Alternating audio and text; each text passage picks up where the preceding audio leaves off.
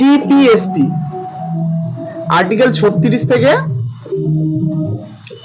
Article 51 পর্যন্ত, ঠিক আছে? মানে নিয়ম, ওই যে 1 2 করে যে নিয়মগুলো বললাম 35 পর্যন্ত বললাম, এবার 36 নম্বর নিয়ম থেকে কত নম্বর নিয়ম পর্যন্ত পড়বো? 51 নম্বর নিয়ম পর্যন্ত পড়বো। এই ডিপিএসপি ফুল ফর্ম হচ্ছে directive principle of state policy. Directive principle of state policy, directive principal of state policy, বাংলায় বলা হয় কি বলা হয়? রাজ্য পরিচালনার নির্দেশমূলক নীতি। রাজ্য পরিচালনার নির্দেশমূলক নীতি। তাহলে ডিপিএসপি ফুল ফর্ম কি ভাই? Directive principle of state policy. আর হচ্ছে এর বাংলাটা কি? রাজ্য পরিচালনার নির্দেশমূলক নীতি। তার মানে নামের থেকে তোমরা বুঝতে পারছো যে এর মধ্যে কি আছে। আচ্ছা, এখানে না এই স্টেট বলতে শুধুমাত্র আমাদের স্টেট গভর্নমেন্টকে বোঝানো হয়নি। এখানে স্টেট বলতে যে সমস্ত স্বতন্ত্র সংস্থা নিজেদের নিয়ম নিজেরা বানায় প্রত্যেককে বলা হয়েছে। যেমন উদাহরণ দিচ্ছি, WBSEDCL, এটা কিসের বলতো সংস্থা? ইলেকট্রিক বোর্ডের সংস্থা। আমাদের প্রত্যেক ইউনিটে কত টাকা বিল নেবে সেটা এই সংস্থা ঠিক করে। হ্যাঁ, আমাদের স্টেটে আলাদা, বিহারে আলাদা, তারপর হচ্ছে পাঞ্জাবে আলাদা। কেন আলাদা? নিশ্চয়ই এই বোর্ড ঠিক করছে। RRB, রেলওয়ে রিক্রুটমেন্ট বোর্ড, এটা একটা সংস্থা। কিভাবে এক্সাম কন্ডাক্ট করাবে, কি পরীক্ষা নেবে, কি প্যাটার্নে, ওটা কি রাষ্ট্র থেকে জিজ্ঞেস করে? জিজ্ঞেস তো করে না। তার মানে এর নিজের মধ্যে একটা নিজের স্বতন্ত্র বোর্ড। WBPRB, এটা একটা বোর্ড, হ্যাঁ কি না?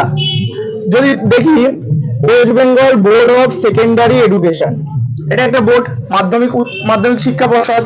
West Bengal board of higher secondary education, এটা একটা সংস্থা। তাহলে এখানে স্টেট বলতে শুধুমাত্র রাজ্যের কথা বলা হয়নি, বরং যে সমস্ত সংস্থাগুলি নিজেদের স্বতন্ত্র আইন পরিচালনা করে তাদেরকেও কিছু নির্দেশ দিয়েছে, সেটাকেই বলা হচ্ছে রাষ্ট্র পরিচালনা, রাজ্য পরিচালনার নির্দেশমূলক নীতি, তাই তো? এটা কত থেকে কত নম্বর আর্টিকেলে আছে? 36 থেকে 51। 35 থেকে 12 পর্যন্ত কি ছিল? মৌলিক অধিকার। 11 থেকে 5 পর্যন্ত ছিল নাগরিকতা। আর 1 থেকে 4 পর্যন্ত ছিল কেন্দ্র, রাজ্য এবং সংঘ, তাই তো? এবার কি বলা হয়েছে? এই ডিপিএসপি আমাদের দেশে ছিল না। ডিপিএসপি কে আমরা এনেছি আয়ারল্যান্ডের সংবিধান থেকে। কোথা থেকে? আয়ারল্যান্ডের সংবিধান থেকে। আবার আয়ারল্যান্ড এনেছে স্পেনের সংবিধান থেকে। কোথা থেকে? মৌলিক অধিকার আমরা কোথা থেকে নিয়েছি? মৌলিক অধিকার ইউএসএ থেকে। কোথা থেকে নিয়েছি? আর মৌলিক কর্তব্য রাশিয়া। নাগরিকতা ইংল্যান্ড। আমাদের নাগরিকতা কি রকম? এক নাগরিকত্ব, সিঙ্গেল সিটিজেনশিপ। তার মানে আমাদের রাজ্যে থাকতে গেলে কোনো আমাদের নাগরিকতা, আমরা রাজ্যের নিবাসী কিন্তু দেশের বাসী, তাই তো? দেশের নাগরিক রাজ্যের কি বাসিন্দা। তাহলে আয়ারল্যান্ডের থেকে কি এনেছে? DPSP, directive principal of state policy. Ireland কোন দেশ থেকে এনেছে? স্পেনের সংবিধান থেকে এনেছে। কি আছে এর মধ্যে?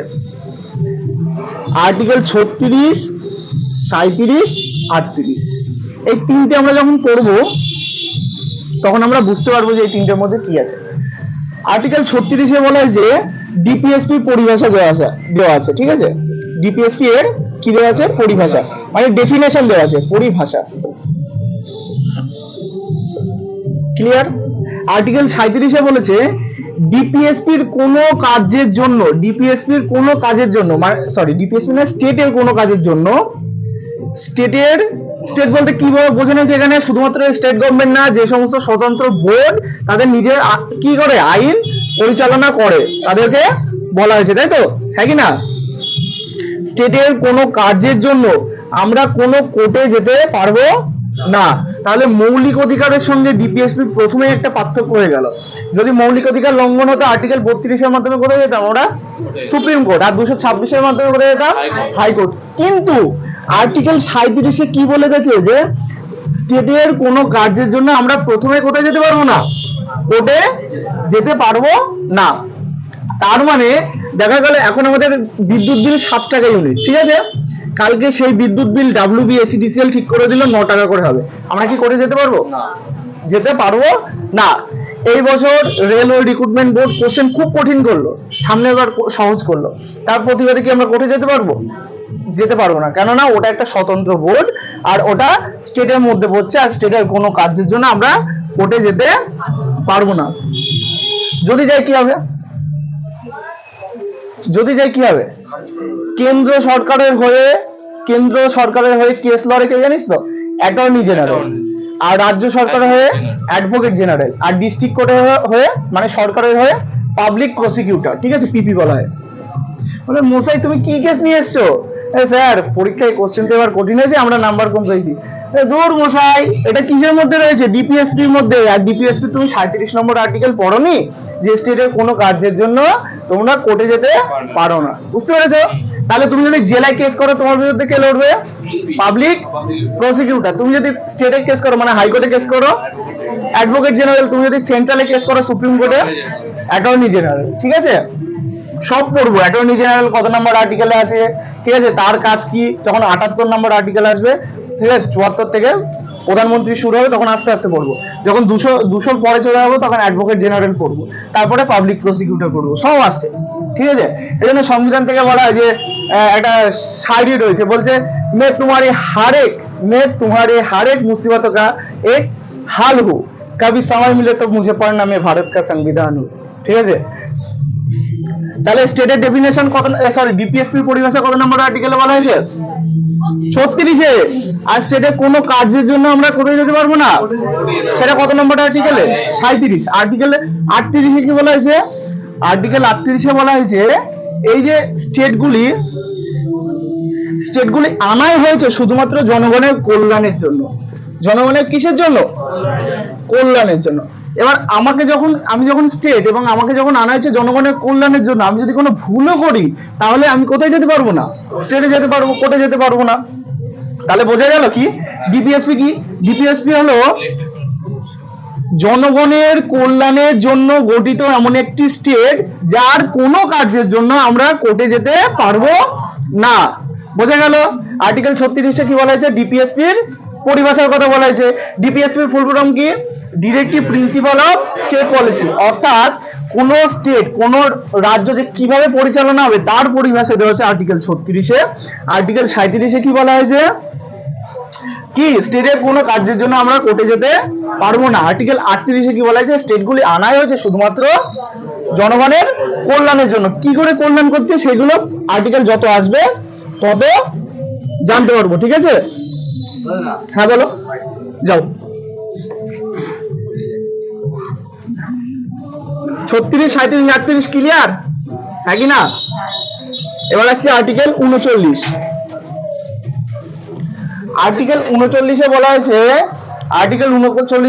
সমান কাজের জন্য মেয়ে ছেলে নির্বিশেষে সবাইকে সমান বেতন দেওয়া হবে। এটা একটা ভালো কাজ করেনি? একদম ভালো কাজ করেছে। ঠিক আছে, বলছে সমান কাজের জন্য সমান বেতন দেওয়া হবে ছেলে মেয়ে নির্বিশেষে। ঠিক আছে, কিন্তু সেই সংস্থা যদি ছেলে মেয়ে নির্বিশেষে সমান বেতন না দেয় তাহলে কি আমি কোর্টে যেতে পারবো? যেতে পারবো না। কিন্তু সমানই দেয়, সব সরকারি সংস্থাগুলো সমান দেয়, বেসরকারি সংস্থা সেটা আলাদা দেয়। ঠিক আছে, মেয়েদের অপেক্ষাকৃত কম দেয়, জানিস তো কেন? পুষ্পা সিনেমায় দেখ, পুষ্পা 2 আল্লু অর্জুন কত নিয়েছে? 300 কোটি টাকায় নিয়েছে। আর রাশমিকা মন্দানা 9 কোটি না কত, 15 কোটি। ঠিক আছে, মেয়েদের ডিমান্ডটা কম থাকে, জানিস তো? মেয়েদের থেকে ছেলেরা ঘুষ বেশি খায়, মানে পুলিশদের কথা বলছি, মানে আছে এটা ইতিহাসে। আর্টিকেল 39, ওদের অত চাহিদাই থাকে না। ঠিক আছে, এটা একদিক থেকে ভালো, জানিস তো? যদি দেখে যে কোথাও খুব বেশি ঘুষখোরি হচ্ছে সেখানে একটা লেডি অফিসার বসিয়ে দাও, দেখবে সেখান থেকে ঘুষ একদম চলে যাবে। ঠিক আছে, তাদের আর বেশি কিছু চাহিদা থাকে না, কিন্তু ছেলেদের মাথায় অনেক চাপ থাকে। আর্টিকেল 39-এ কি বলা হয়েছে? সমান কাজের জন্য সমান বেতন কাদের দেবে? ছেলে মেয়ে, মেল ফিমেল নির্বিশেষে, তাই তো?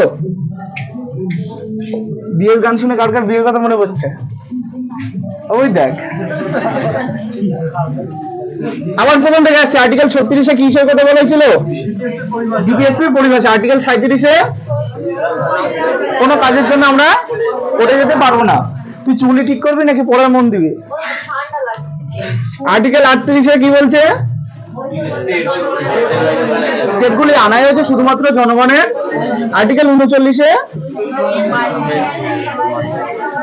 ছেলে মেয়ে নির্বিশেষে সমান কাজের জন্য সবাইকে সমান বেতন। আর্টিকেল 40-এ গ্রাম পঞ্চায়েতের চর্চা আছে। কিসের চর্চা? গ্রাম পঞ্চায়েত। এখানে এই গ্রাম পঞ্চায়েত নিয়ে যখন সংবিধান তৈরি হয় তখন মানে সংবিধানের খসড়া তৈরি হচ্ছিল তখন মহাত্মা গান্ধীর সঙ্গে আমাদের ডক্টর বি.আর. আম্বেদকরের ঝামেলা হয়। ঠিক আছে, বি.আর. আম্বেদকর খুব সরলপ্রাণী মানুষ ছিল। ঠিক আছে, তিনি বলেছিলেন যে গ্রাম পঞ্চায়েতের অতটা দরকার নেই, ঠিক আছে, গ্রামের উন্নয়ন এমনি হয়ে যাবে যদি শহর উন্নয়ন হয়। আর মহাত্মা গান্ধী বলেছিল যে তুমি যদি গ্রামকে উন্নয়ন না করো তুমি শহরকে কখনোই উন্নত করতে পারবে না। ঠিক আছে, এই দুজনের মধ্যে যখন বিরোধ দেখা যায় সংবিধানের সভাপতি ডক্টর রাজেন্দ্র প্রসাদ, ঠিক আছে, ডক্টর রাজেন্দ্র প্রসাদ এসে বলে ঠিক আছে আপনারা নিজেদের মধ্যে ঝামেলা করবেন না, আমি এই পঞ্চায়েতকে আর্টিকেল 40-এ দিয়ে দিচ্ছি এবং এটাকে ডিপিএসপির মধ্যে দিয়ে দিচ্ছি। অর্থাৎ কোন রাজ্য কোন স্টেট যদি চায় এটাকে পালন করবে, কোন স্টেট যদি চায় এটাকে পালন করবে না। ঠিক আছে, যেহেতু ডিপিএসপির মধ্যে দিয়েছে, এবার যদি পালন না করে আমরা তো কোর্টেও যেতে পারবো না। বোঝা গেল তো, মানে সব একটার সাথে একটা লিঙ্ক করা। তখন 1959 সালে রাজস্থানের একটা জেলা, সেটা হচ্ছে নাগর, রাজস্থানের একটা জেলা নাগর জেলা, সে কি করলো পঞ্চায়েতটাকে গ্রহণ করে নিল। ঠিক আছে, এবার দেখা গেল ভারতের যত গ্রাম রয়েছে সবার থেকে ওই গ্রামটা ধীরে ধীরে উন্নত হয়ে যাচ্ছে। কেন উন্নত হচ্ছে? দেখা গেল ওই গ্রামের একটা রাস্তা ভেঙেছে, দেখা গেল আমাদের এখানে রাস্তা ভাঙলো, আমাদের এখানে কোনো পঞ্চায়েত নেই, তাহলে আমরা গ্রাম প্রধানকে বলতে পারছি না, আমরা সরাসরি কাকে বলতে হবে? বিধায়ককে। আর বিধায়ক শুনে তোমাদের কথা? তোমাদের এই সময় সাধারণ মানুষ যাও শুনবে না। দেখ আমাদের গ্রামের যেটুকু উন্নয়ন হয় কার হাত ধরে হয়? প্রধানের হাত ধরে, তাই তো? গ্রামের মেম্বার আর প্রধানের হাত ধরেই কিন্তু হয়। বিধায়ক কিন্তু খুব একটা উন্নতি করে না বা আমাদের চোখে পড়ে না। সেই জন্য 1993 সালে দেখছি যে এই নাগর জেলা তো বেশ উন্নত হয়ে যাচ্ছে। এবার আস্তে আস্তে সব স্টেটই কি করছে? এই পঞ্চায়েত রাজ্যকে গ্রহণ করছে। ঠিক আছে, তারপরে 1993 সালে 73তম সংবিধান সংশোধনীর মাধ্যমে গ্রাম পঞ্চায়েতকে ম্যান্ডেটরি করে দেয়, আর যেখানে গ্রাম নেই সেখানে নগর পঞ্চায়েত চালু হয়ে যায়। ঠিক আছে, 1993 সালে 73তম সংবিধান সংশোধনীর মাধ্যমে। আর এটাকে আর্টিকেল 40-এ না রেখে তখন আর্টিকেল 243-এ পাঠিয়ে দেয়। এবার যখন আর্টিকেল 243-এ যাবো পুরো গ্রাম পঞ্চায়েত কি, শহর পঞ্চায়েত কি, নগর পঞ্চায়েত কি, পুরো একদম ডিটেলসে পড়বো। ঠিক আছে, মানে আস্তে আস্তে ঢুকছি, বোঝা যাচ্ছে কি যাচ্ছে না? তাহলে আর্টিকেল 40-এ কিসের চর্চা ছিল? গ্রাম পঞ্চায়েতের চর্চা। কততম সংবিধান সংশোধনীর মাধ্যমে কোথায় পাঠিয়ে দেওয়া হয়? 1993 সালে 73তম সংবিধান সংশোধনীর মাধ্যমে 243 নম্বর আর্টিকেলে পাঠিয়ে দেয়। ভারতের মধ্যে কোন রাজ্যের কোন জেলা প্রথম গ্রাম পঞ্চায়েত গ্রহণ করেছিল? রাজস্থানের নাগর জেলা। বোঝা গেল কি গেল না? হ্যাঁ কি না? আর্টিকেল 40 গেল।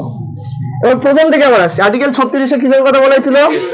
ডিপিএসপির পরিভাষার কথা বলা হয়েছিল। আর্টিকেল 37-এ স্টেটের কোনো কাজের জন্য আমরা কোথায় যেতে পারবো না। আর্টিকেল 38-এ কি বলা হয়েছিল? জনগণের কল্যাণের জন্য স্টেটগুলিকে আনা হয়েছে। আর্টিকেল 39-এ কি বলা হয়েছিল? হ্যাঁ, সমান কার্যের জন্য মহিলা পুরুষ নির্বিশেষে কি সমান বেতন। আর্টিকেল 40-এ কি বলা হয়েছিল?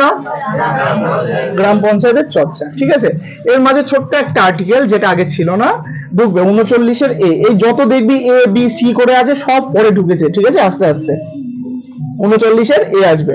39-এর এ 1976 সালে 42তম সংবিধান সংশোধনীর মাধ্যমে যুক্ত হচ্ছে। মানে আস্তে আস্তে কিন্তু আমরা সংশোধনীগুলো পড়ে ফেলছি। ঠিক আছে, আমরা শিখে যাচ্ছি। যে সবার প্রথমে শিখেছিলাম 1956 সালে 7তম সংবিধান সংশোধনীর মাধ্যমে ভাষার ভিত্তিতে সব রাজ্য গঠন হলো, যে পট্টশ্রী রামালু মারা গেল, পড়েছিলাম না একদিন? ওটা 7তম সংবিধান সংশোধনী ছিল। তারপরে কি বললাম? 1976 সালে 42তম সংবিধান সংশোধনীর মাধ্যমে 21-এর এ যুক্ত হলো, একটু আগে বললাম। হ্যাঁ কি না? 1978 সালে 44তম সংবিধান সংশোধনীর মাধ্যমে সম্পত্তির অধিকার কোথায় পাঠিয়ে দিল? কোথায় পাঠিয়ে দিল? আইনি অধিকারের মধ্যে। আর এখন বললাম আবার 1976 সালে 42তম সংবিধান সংশোধনী।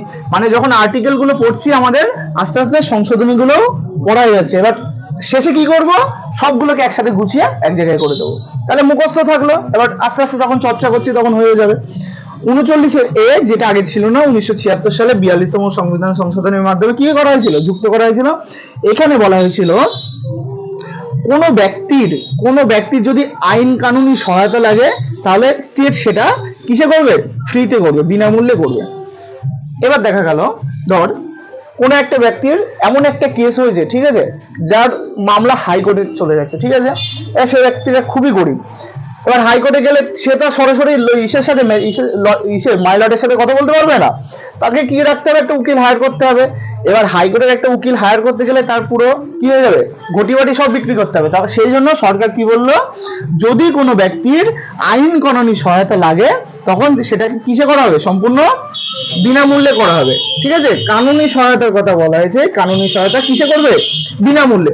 দেখ এখানে বিনামূল্যে করছে, এখানে সবাইকে সমান বেতন দিচ্ছে, এখানে পঞ্চায়েত আনছে, আলটিমেটটা আমাদের কল্যাণের জন্যই করছে, একই না, কল্যাণের জন্যই করছে। কিন্তু স্টেট যদি এটা না চায়, নাও করতে পারে, তার বিরুদ্ধে কি আমরা কেস করতে পারবো, করতে পারবো না। সেই জন্য একজন বিখ্যাত ব্যক্তি কেটি শাহ বলেছিলেন যে ডিপিএসপি হচ্ছে এমন একটা ব্যাংকের চেক যার ভাঙার ক্ষমতা শুধুমাত্র সেই ব্যাংকের হাতেই আছে, ঠিক আছে। চেক ভাঙলে তো আমরা টাকা পাই, চেক ব্যাংকে জমা দিলে টাকা পাই, আর সেই ভাঙার ক্ষমতা একমাত্র কার হাতে রয়েছে, ব্যাংকের হাতে, মানে সরকারের হাতেই রয়েছে। সরকার চাইলে খরচ করবে, সরকার না চাইলে খরচ করবে না, কিন্তু করছে, ঠিক আছে। তাহলে কেটি শাহ একে ব্যাংকের চেকের সঙ্গে তুলনা করেছে, বোঝা গেল, ডিপিএসপি কে ব্যাংকের চেকের সঙ্গে তুলনা করেছে কেটি শাহ। আর্টিকেল 39 এতে কি বলা হয়েছে, কোন ব্যক্তির যদি কানুনি সহায়তা লাগে তাকে কিসে করা হবে, বিনামূল্যে। আর্টিকেল 40 কিসের কথা বলা হয়েছে, পঞ্চায়েতে কি গ্রাম বল কেউ, গ্রাম পঞ্চায়েতের কথা বলা হয়েছে। আর্টিকেল 41 বলা হয়েছে বিশেষ কিছু পরিস্থিতিতে সরকার বলতে এখানে কার কথা বলা হয়েছে, স্টেটের কথা। স্টেট সরাসরি সেই ব্যক্তিকে সাহায্য করবে, বিশেষ কিছু ক্ষেত্রে স্টেট সরাসরি সেই ব্যক্তিকে সাহায্য করবে। যেমন বিধবা ভাতা, বার্ধক্য ভাতা,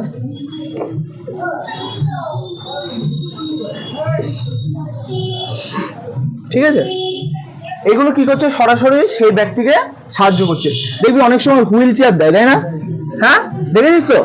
তাহলে এগুলো কি করছে, সরকার স্টেট সরাসরি সাহায্য করছে। আর্টিকেল 41 কি বলা হয়েছে, বিশেষ কিছু পরিস্থিতিতে স্টেট সরাসরি কোনো ব্যক্তিকে সাহায্য করবে। উদাহরণ দিয়ে কি বলতে পারি আমি, বিধবা ভাতা, বার্ধক্য ভাতা, হুইল চেয়ার। আর্টিকেল 42 কি বলা হয়েছে বলতো, আর্টিকেল 42 বলা হয়েছে মনোচিত দশা এবং প্রসূতি সহায়তা। আর্টিকেল 42 মনোচিত দশা, আর্টিকেল 42 বলা হয়েছে নির্বাহযোগ্য এবং ন্যায়সঙ্গত মজুরি।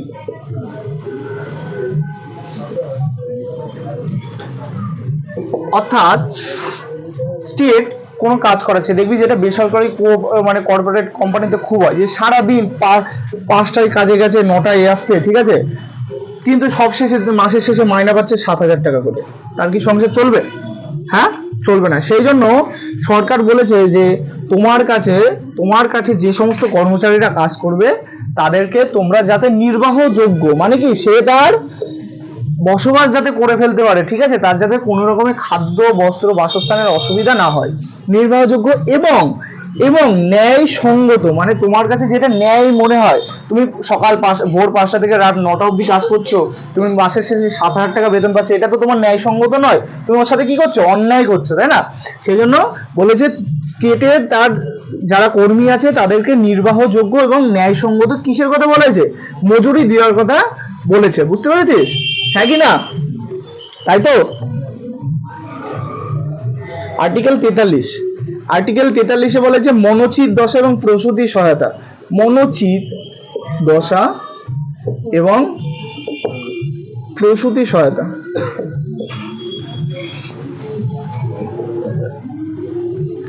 ধরো কাজ করছে, ঠিক আছে, কাজ করতে করতে একঘেয়েমি ধরে গেছে, ঠিক আছে, 10 বছর ধরে একই কাজ করেই যাচ্ছে, ওর কি মন ভালো লাগবে। মনোচিত মানে কি, মনোচিত দশা এবং প্রসূতি সহায়তা।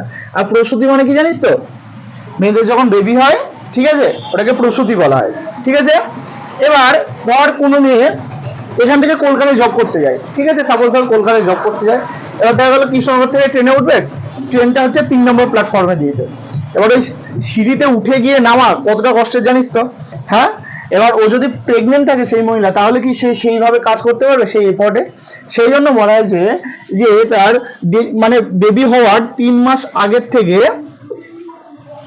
3 মাস পর পর্যন্ত তার ছুটি দেওয়া হবে, এবং এই ছুটি চলাকালীন তার থেকে যেন কোনো বেতন কাটা না হয়, ঠিক আছে। এটা প্রত্যেকটা স্টেটকে একদম মানে সরকার বলে দিয়েছে, এবং প্রত্যেকটা স্টেট সেটা পালনও করে, ঠিক আছে। বেবি 3 মাস আগের থেকে 3 মাস পর পর্যন্ত কি দেয়, ছুটি দেয়, 6 মাস। এইবার অনেক মেয়ে ঠিক করলো 6 মাস ছুটি পাওয়া যাচ্ছে, চল করতেই থাকি 10টা বাচ্চা, হ্যাঁ 10টা বাচ্চা, হ্যাঁ 10টা বাচ্চা মানে 6 মাসে 60 মাস ছুটি, 5 বছর ছুটি, 5 বছর ছুটি, হ্যাঁ। সেই জন্য সরকার নিয়ম লাগিয়ে দিয়েছে, বলছে সর্বোচ্চ 2টো বাচ্চার ক্ষেত্রে পাওয়া যাবে এই সুযোগ।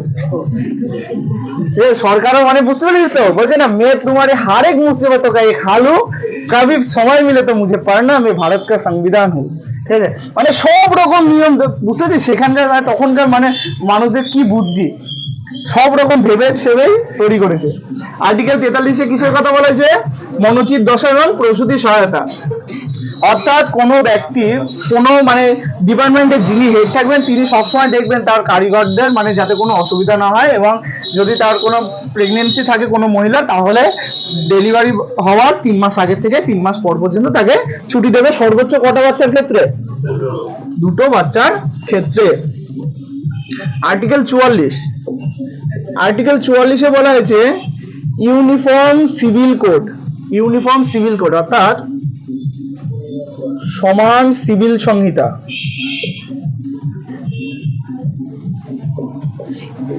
এই কোড যেখানে থাকবে না সেখানে মনে করবি কোনো আইন, যেমন আগে ছিল আইপিসি, ইন্ডিয়ান পেনাল কোড, হ্যাঁ দণ্ড সংহিতা, ঠিক আছে। এই এখানে কি বলা হয়েছে, মানে বিয়ের জন্য পুরো দেশে একই নিয়ম থাকবে, বিয়ে আরে হাসি ফুটে গেছে, দেখ দেখ দেখ, বলছে পুরো দেশে বিয়ের জন্য একই নিয়ম থাকবে, অর্থাৎ মানে তুমি যখন বিয়ে করছো সে রেজিস্ট্রি করে না, আবার যখন ডাইভোর্স হয় ডাইভোর্স করে, কিন্তু তুমি তোমার ধর্ম আলাদা হতে পারে, কেউ 7 পাক করছে, কেউ কবুল হচ্ছে কবুল বলে, আবার কেউ মোমবাতি জ্বালায়, তাই তো দেখিস নি খ্রিস্টানদের বিয়ে মোমবাতি জ্বালায় না, ধূপকাঠি জ্বালায়, মোমবাতি জ্বালায়, তাই তো। তাহলে পুরো দেশে বিয়ের জন্য একই নিয়ম থাকবে। এখানে আরেকটা কথা বলা হয়েছে, পিতার সম্পত্তির উপর কন্যার সমান অধিকার। প্রথমে বলেছিলাম কত সালে আইনটা পাস হয়, 2005। তাহলে এখানে দুটো জিনিসের কথা বলা হয়েছে, একটা হচ্ছে পুরো দেশে বিয়ের জন্য একই নিয়ম থাকবে, অর্থাৎ বিয়ের আগে রেজিস্ট্রি, এবং যদি সে বিচ্ছেদ হতে চায় ডাইভোর্স হবে, এবং ডাইভোর্সের আগে তাদের 6 মাস আলাদা থাকতে হয়, জানিস তো, হ্যাঁ। আবার সে ডাইভোর্সের পরে যে টাকা পায় অ্যালিমনি বলে, জানিস তো, এসব জানিস তো। এই সব কোথায় লেখা আছে, সমান সিভিল সংহিতা, ইউনিফর্ম সিভিল কোডে লেখা আছে। আরেকটা কি লেখা আছে, আরেকটা পিতার সম্পত্তির উপর কন্যার সমান অধিকার, তাই তো। তাহলে আর্টিকেল 44টা খুব ভালো করে মনে রাখবি, ঠিক আছে। Uniform civil code, uniform civil code. Indian penal কোডে কি নিয়ম আছে, দণ্ড সংহিতা, মানে ভারতে কোনো ব্যক্তি যদি কোনো দোষ করে তার দণ্ড সংহিতা কোথায় লেগেছে, আইপিসি তে, বর্তমান নাম কি হয়েছে, বিএনএস, হ্যাঁ ভারতীয় ন্যায় সংহিতা, ঠিক আছে, ভারতীয় ন্যায় সংহিতা। আর আগে যেটা ছিল সিআরপিসি, ঠিক আছে, এখন সেটার নাম হয়েছে বিএনএসএস, ভারতীয় নাগরিক সুরক্ষা সংহিতা, ভারতীয় নাগরিক সুরক্ষা সংহিতা, তাই তো। বোঝা গেল কি গেল না? তাহলে আর্টিকেল 44-এর কিসের কথা বলেছে, ইউনিফর্ম সিভিল কোডের কথা বলেছে। এটা কি সম্পর্কিত, বিবাহ সম্পর্কিত। আরেকটা কি সম্পর্কিত, পিতার সম্পত্তির উপর কন্যার সমান অধিকার। আর আইপিসি, ইন্ডিয়ান পেনাল কোড, এটা কি সম্পর্কিত, দণ্ড সম্পর্কিত, তাই তো। আরেকটা হয় আচার সংহিতা, এটা কি সম্পর্কিত জানিস, এটা হচ্ছে ভোট সম্পর্কিত। পুরো ভারতে কি করে ভোট হবে তার একটা কোড, সেটা হচ্ছে কি, আচার সংহিতা, তাই তো, হ্যাঁ কি না। আর্টিকেল 44 ক্লিয়ার, হ্যাঁ কি না। আর্টিকেল 45,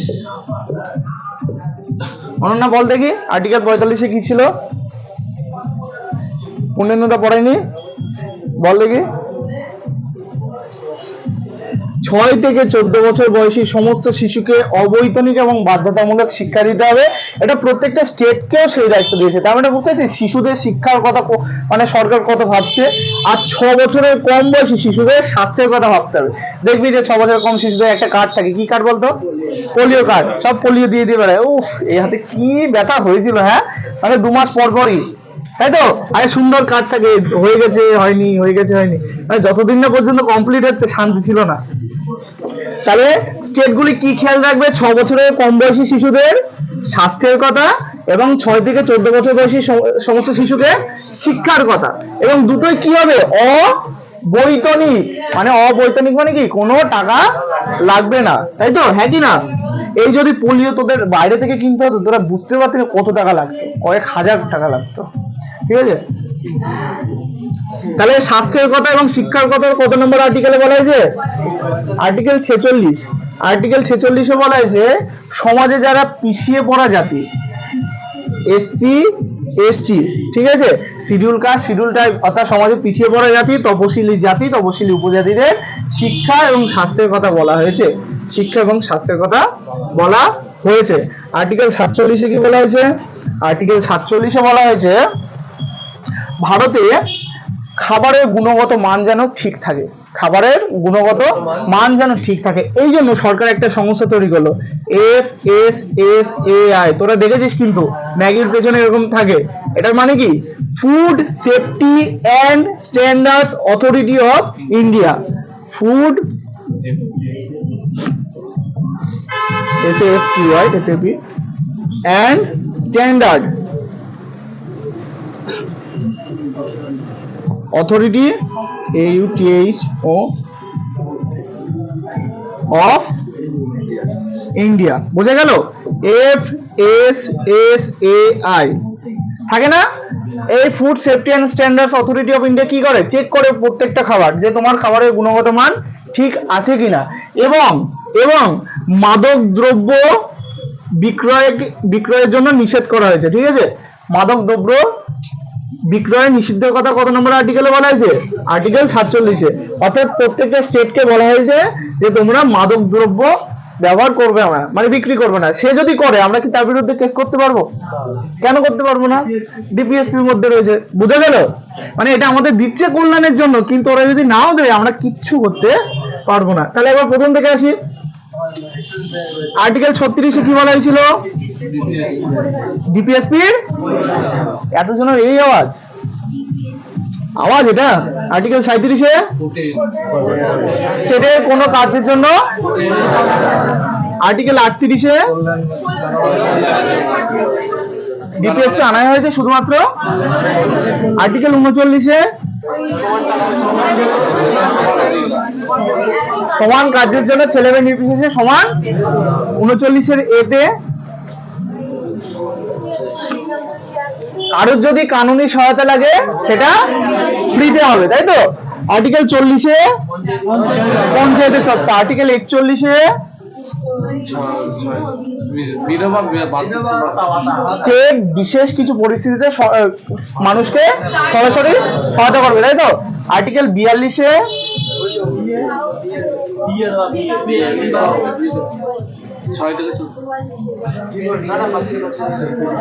নির্বাহযোগ্য এবং ন্যায়সঙ্গত মজুরি, মানে বিয়ে মানে 44-এ আসবে, এখনো আরেকটা আছে।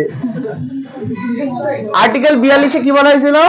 নির্বাহযোগ্য এবং ন্যায়সঙ্গত মজুরি। অর্থাৎ আমার অধীনে যে কাজ করবে আমার সেটা ঠিক রাখতে হবে যে সে যেন ঠিকঠাক মাইনা পায়। আর্টিকেল 43-এ কি বলা হয়েছিল? মনোচিত দশা এবং প্রসূতি সহায়তা। মনোচিত দশা এবং প্রসূতি সহায়তা। আর্টিকেল 44।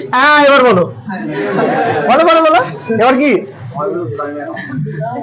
কি? ইউনিফর্ম সিভিল কোড, তাই তো? Uniform civil code. আর্টিকেল 45-এ কি বলা হয়েছিল? 6 থেকে 14 বছর বয়সী সমস্ত শিশুকে এবং 6 এর কম বয়সী শিশুকে। আর্টিকেল 46-এ কি বলা হয়েছিল? এসসি এসটি দের জন্য কি হ্যাঁ অধিকার। আর্টিকেল 37 কি বলা ছিল? খাবারের গুণগত মান যেন বজায় থাকে এবং মাদক দ্রব্য যাতে বিক্রি না হয়, হ্যাঁ কি না? এবার আসছে 48, 49, 50, খতম, টাটা, বাই বাই।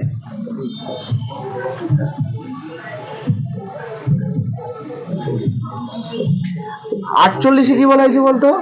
48 বলা হয়েছে সরকার স্টেট প্রত্যেকটা কৃষিকাজ, পশুপালন, স্টেট কি করবে? কৃষিকাজ পশুপালনকে কি দেবে? কৃষিকাজ পশুপালনে কি দেবে? উৎসাহ দেবে।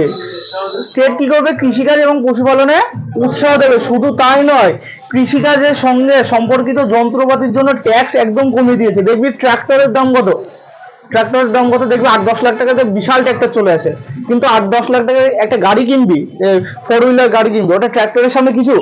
হ্যাঁ কিছু বলতো? ট্রাক্টরের কি পাওয়ার বলতো?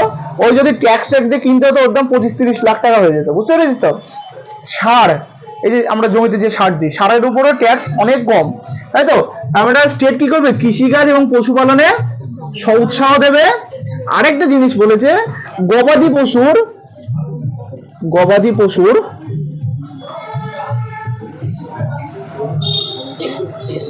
হত্যা করতে বারণ করেছে, ঠিক আছে? দুটো জিনিস বলেছে, স্টেট কৃষিকাজ পশুপালনে উৎসাহ দেবে এবং গবাদি পশুর হত্যা করতে বারণ করেছে, এবং কৃষিকাজ এবং পশুপালন সম্পর্কিত জিনিসপত্রের উপর ট্যাক্সেরও ছাড় দিয়েছে।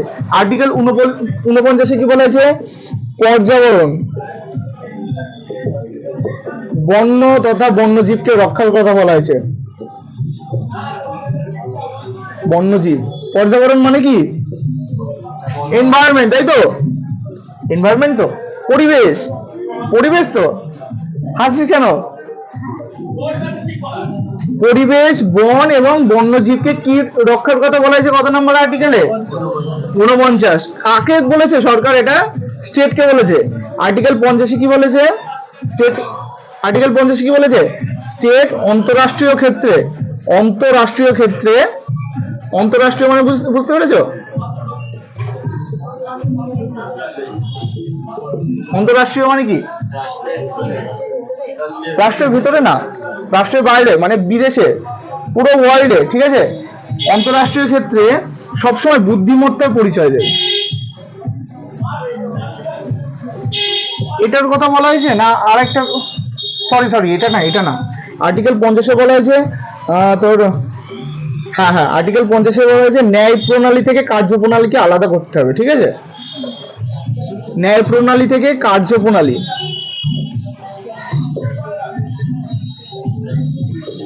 কে আলাদা করতে বলা হয়েছে। ন্যায় প্রণালী মানে কি? যেটা কোর্টের কাজ, তাই তো? Supreme court, high court, district court, তাই তো? হ্যাঁ কি না? ওরা ন্যায় দেয়। আর কার্যপ্রণালী মানে এক্সিকিউটিভ বিভিন্ন অফিসার, WBCS থেকে শুরু করে ইউপিএসসি, ঠিক আছে? এরা এদের কাজে হস্তক্ষেপ করবে না। ন্যায় প্রণালী থেকে কার্যপ্রণালীকে সবসময় আলাদা রেখেছে কত নম্বর আর্টিকেলে? 50। আর্টিকেল 51 বলা হয়েছে ভারত হচ্ছে অন্তরাষ্ট্রীয় ক্ষেত্রে বুদ্ধিমত্তার পরিচয় দেবে। ক্লিয়ার? এরপরেও ডিপিএসপি তে যদি কারো সমস্যা হয় তাহলে কিছু বলার নেই। ডিপিএসপি একদম খুলে পুরো অপারেশন করে দিলাম। প্রথম থেকে আসি, ডিপিএসপির ফুল ফর্ম কি? Directive principal of state policy, রাজ্য পরিচালনার নির্দেশমূলক নীতি, তাই তো? এটা কোন দেশ থেকে আনা হয়েছে? আয়ারল্যান্ড কোন দেশ থেকে এনেছে? স্পেন। এখানে কত থেকে কত নম্বর আর্টিকেল আছে? ডিপিএসপি কত নম্বর অধ্যায় আছে? পিটাবো 4 নম্বর। 1 নম্বর অধ্যায়ে কি নাম ছিল? ভারত রাজ্যতা সংঘ। 2 নম্বর অধ্যায়ের নাম কি ছিল? নাগরিকতা। 3 নম্বর অধ্যায়ের নাম কি ছিল? মৌলিক অধিকার। 4 নম্বর অধ্যায়ের নাম কি? রাষ্ট্র পরিচালনার নির্দেশমূলক নীতি। রাষ্ট্র পরিচালনার নির্দেশমূলক নীতি। রাজ্য পরিচালনা লিখেছিলাম না? রাষ্ট্র লিখেছিলাম, রাষ্ট্র পরিচালনা, অর্থাৎ রাষ্ট্র কি করে পরিচালনা হবে তার যে নির্দেশমূলক নীতি সেটা স্টেটের উপর দেওয়া আছে, তাই তো? দেখে নিস, হ্যাঁ, রাজ্য কি রাষ্ট্র। এবার এখানে কত থেকে কত নম্বর আর্টিকেল ছিল? 36 থেকে 51 নম্বর আর্টিকেল পর্যন্ত ছিল। আর্টিকেল 36-এ কিসের কথা বলা হয়েছিল? ডিপিএসপি পরিভাষা। আর্টিকেল 37-এ কি বলা হয়েছিল?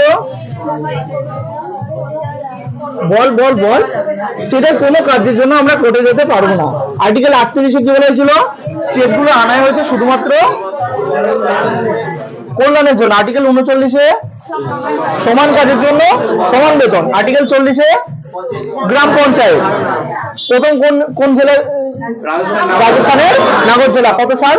1959 লাগু হয়েছিল এবং সংবিধান সংশোধনের মাধ্যমে সেটা 243-এ পাঠিয়েছিল। কত নম্বর? 243 আর্টিকেলে পাঠিয়েছিল। কত সালে? 1993। কততম সংবিধান সংশোধনী? 73তম।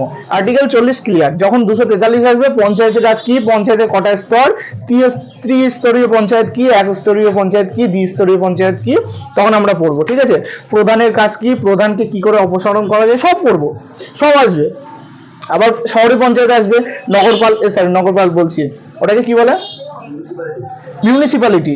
আরে ওনার যে হেড হয় তাকে কি বলে? মেয়র। মেয়র কি করে হয়, ঠিক আছে, সবকিছু পড়বো। আর তারপরে আসছে 41-এ বিশেষ ক্ষেত্রে সহায়তা করবে, তো যেমন বার্ধক্য ভাতা, বিধবা ভাতা। আর্টিকেল 42-এ নির্ভরযোগ্য ন্যায়সঙ্গত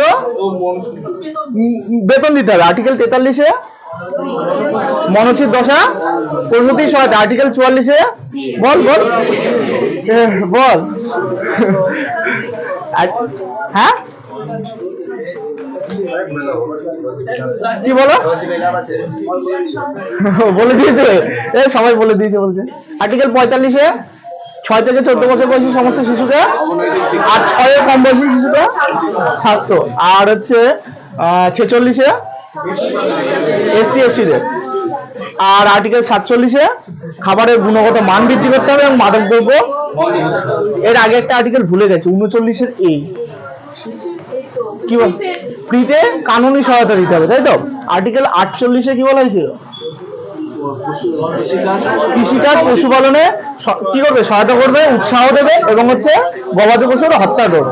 আর্টিকেল 49-এ পর্যাবরণ, বন্য তথা বন্য পশুকে কি রক্ষা করবে। আর্টিকেল 50-এ কার্যপ্রণালী থেকে ন্যায় প্রণালীকে আলাদা করবে। আর আর্টিকেল 51 ভারত অন্তরাষ্ট্রীয় ক্ষেত্রে পিটাবো বুদ্ধিমত্তার পরিচয় দেবে। এবার